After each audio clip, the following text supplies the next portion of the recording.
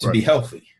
And to my mum, to my sister, to my niece, to my wife, and every one of those people, it's my responsibility to be healthy, to be there if they need me. Now, I pushed that off thinking I'll wait until after the wedding. The wedding pictures came back a few days later, and I had a really big ballooned out face, just like a soccer ball, ballooned out face. And I thought, oh my God, my grandchildren are going to see that picture. And their children are going to see this picture. And when they look on some ancestry, it's going to be recorded, and people around the family tree are going to see a big bloated face. I need to do something about it. But then I stepped on the scales that next day. I had 44 pounds, 20 kilos to lose. So if I'd have started when I knew I needed to start, I would have had half the weight to lose. But I waited until I thought things would be perfect, until after the wedding, because I have more time. Now, that just meant I was going to push it and get worse and worse. Right. And that's the same with a lot of people with business as well. Mm-hmm. And not only is it that you have extra ground to make up, but also other things happen in the meantime, which you may not have happened, had you just done it in the first place. You're adding problems to the scenario. So it's not just like in your case, extra weight to lose. There could have been health implications that come in that would not have existed otherwise. Exactly. And there's the story that happened with my dad where we didn't even have any knowledge of health implications and he passed away. Mm-hmm. And that was when I was 15. And that he was perfectly healthy. He wasn't overweight, didn't drink loads, didn't really eat that bad. He'd done some training at the gym and he went into hospital on the Wednesday with a migraine. He was dead by the Saturday. And that was instant. It was like that. There was no knowledge, apart from knowing he was really stressed in his job he had. There was no knowledge that was going to happen. Now, luckily with myself, of being overweight from before the wedding to after the wedding, I get regular blood checks and things, and there didn't seem to be any long-term implications apart from wedding pictures, which we can't really change them now. But then it got in better shape. But some people don't get that opportunity to go back on that. Sure. That's the sad thing. Mm-hmm. So what do you think, just from what you've seen with other businesses out there, what do you think is the most common reason that people give up when they try to start a business or they end up failing in the early stages? Same reason people give up when it comes to sorting their health out. They set goals without smaller goals. They set big goals, which is cool. It's 100% cool to set a big goal. It's cool to lose 100 pounds. It's cool to lose, to want to get to six figures, want to get to multiple six figures, get to 7 and 8 and above. It's cool. Right. But how are you going to get there? What steps are you going to get there? Rather than setting a goal just for a year, what are you going to do in 9 months, 6 months, 3 months, 1 month, 1 week? And what are you going to do every single day to build up consistency and build up the habits? People look at the long terms. They look, how can I get from A to Z? They don't look at getting to B, to C, to D, to E, to F, and so on. Right. They literally go from A to, and they forget about these little things that happen in the middle. And then they don't get accountability. Whether you're in health, whether you're in business, whether you're coaching, like in finance or anything like that, having a mentor or someone to help you along the way that has been where you want to go, mm-hmm. or has the knowledge of what you need, that's powerful. There's been studies to show that 95% better results happen after you get accountability. And there's an article I can find if you want afterwards, which just goes through like 25% better accountability if you simply make a plan. 35% if, better results if you simply get different goals. 45, 50, and it goes up to 95%. And that is when you get better results, 95% better results simply by getting accountability. And that may not be getting a coach, but telling people what you're going to do and have someone there just to hold you accountable. So powerful. It is. And that's very similar to how I'm coaching people when we're talking about business planning and what have you, is looking at what that goal is and then reverse engineer it. Looking where they want to be in 10 years, but you have to back it up. And what are they doing today and next week in order to get to that point in 10 years? So it's reverse engineering the plan in order to come up with really what your course of action is. So it doesn't matter what what business you're in. The solution is still pretty much the same. It's the same with life. It's the same with relationships, with everything. You have to work on the things you do when no one is watching will show where you're going to get. And people forget that. There's a world of massive social media. It's a positive thing, but it can be used negative. But we're chatting over here on a podcast over Zoom because of social media. We connected because of Stephen with social media. Right. I was on that island with Steve because of social media. And I'm where I am now because I've been able to get clients online through social media. Mm-hmm. And that is powerful. But it can also be negative when we look at comparisons that people judge themselves on people that are putting up selfies, looking amazing next to a Mercedes-Benz that they don't even own. And they think their life has to be exactly the same as that person in a staged place. And not all of them are going to be staged or anything like that. Some people have worked and really got those cars, and that's cool. I think it's amazing when you see that. But just remember that social media can be positive as much as it can be real. And a lot of times people do things for the likes. They do things for the follows. Sure. But likes don't pay the. That's true. That's very true. So maybe what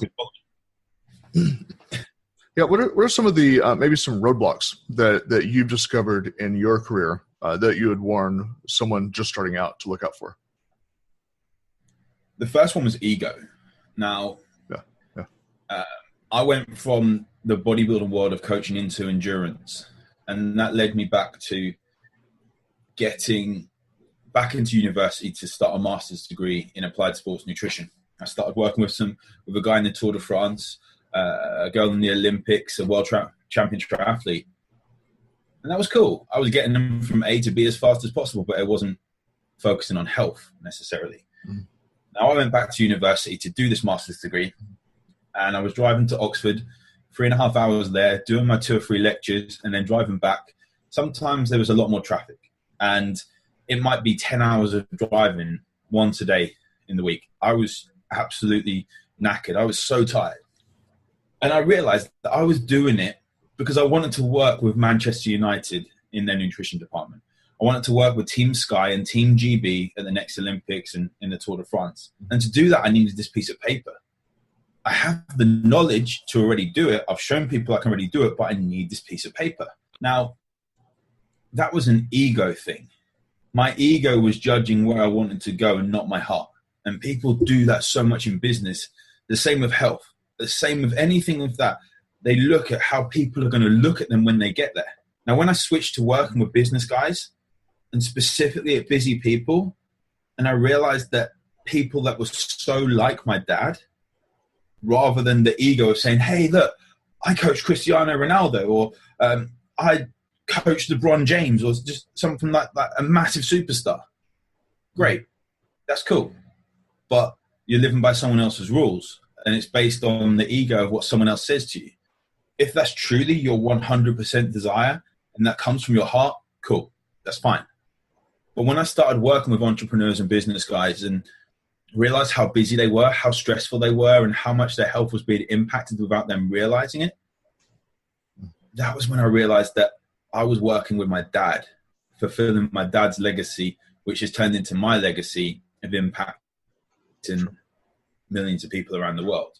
So taking that ego out when you're starting your business. So maybe not when you're starting your business, when you've got the ball rolling and you've got a bit of a foundation made, so you know where you go and you've got a little bit of a safety net, you can then work a bit harder on what your 100% true, authentic self is going to be.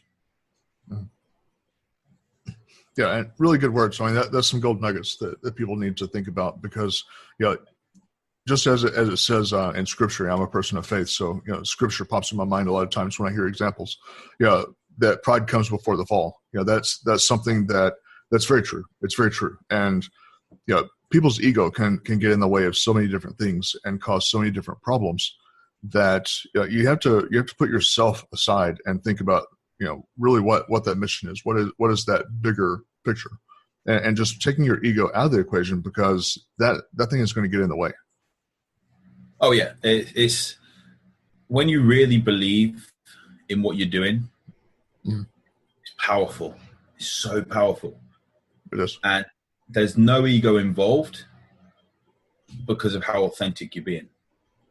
Right. It's a big thing. Yeah, and you're mentioning our mutual friend Stephen Kuhn. That I love a lot of the analogies that he uses as far as being your authentic self, and the honesty, integrity, transparency philosophy that he coaches on. That those things are so important in business and in life. That just the simplicity of it is very very profound, and certainly something that I encourage people to look into is learn about those kinds of things, because they're going to help you and pay dividends, not just in your personal life but also your business life. Yeah, I've got a lot of respect and a lot of time for Stephen. We've only known each other, say, 3 months, but we connected, and just there was that instant click there because of Sure. Just you can sense and you can feel when someone is authentic, when they're open, they're honest, and they're ready just to be a good friend. And he's one of those people. A very good person. Yes. Absolutely. So, kind of to follow up the previous question that I had for you as far as the roadblocks, what would be maybe some resources or some support areas that people could look for that are going to help them get further ahead in their goals? It depends on what niche you're in when it comes to what resources. Like, my resources are going to be more from their health point of view, as in finding the mentor. And there's so many books, and I'm the worst one for it. I buy books and then they go in the bookcase and I don't read them all. It's just, oh, that looks good. And it's only £5, and you buy it and you don't read them all. Now, when it comes to reading them, I'm trying to think of a couple that just jump out when I think, that question is kind of, I need to know the niche in order to find out what it was, because with me, it's been getting a mentor. One of my clients has turned into one of my biggest mentors, Ron Reich. And my mentor now is a guy called John Romanello, and he's a coach. I pay. He helps me with my writing. He helps me with my business side of things. So everyone's mentor is going to be different. But if there's someone that you really resonate with, so 3 years ago, or 4 years ago, I think it was, when I first knew who John was, and I knew about his book, and it had the foreword by Arnold Schwarzenegger, and he'd trained Arnold Schwarzenegger, and you think, this guy's really high up on this level. How can I actually get to work with them? Don't see someone as a celebrity you're never going to be on the same lines with. Everyone is a human being. Right. Whether that's the biggest celebrity in the world, whether it's The Rock, whether it's Tony Robbins, whether it's anyone like that, they're still a human being. And I believe if you do the right thing and you really want to work with someone, you can do that. Now, maybe you can't do it straight away, so you have to find someone to work towards to get to them, but you can do that. If you're positive and follow that person as well, you can be mentored by someone without actually knowing them. I say without knowing them. You can know their work. Gary Vaynerchuk always puts content out. You could be mentored by Gary Vaynerchuk without ever being in the same room, without ever sharing a phone call with him. By seeing what they do, follow what they do, be inspired by what they do, and add your own touch to it. So I feel there's so many different resources. There's so many different books. There's so many different websites out there. But finding someone that you truly, honestly know is doing something you want to do, and start working towards even 10% of what they're doing, that's going to get you a lot further than just reading a book. Sure. Yeah, and mentors, I can't state enough how valuable that is, because they've done what we need to do. They've achieved what we need to achieve, and they've reached the place to where we want to get. And so if we surround ourselves with those kind of people, it can only help. It can only rub off on us. It's like the saying, where we are the sum of the 5 or 6 people we surround ourselves with and spend the most time with. I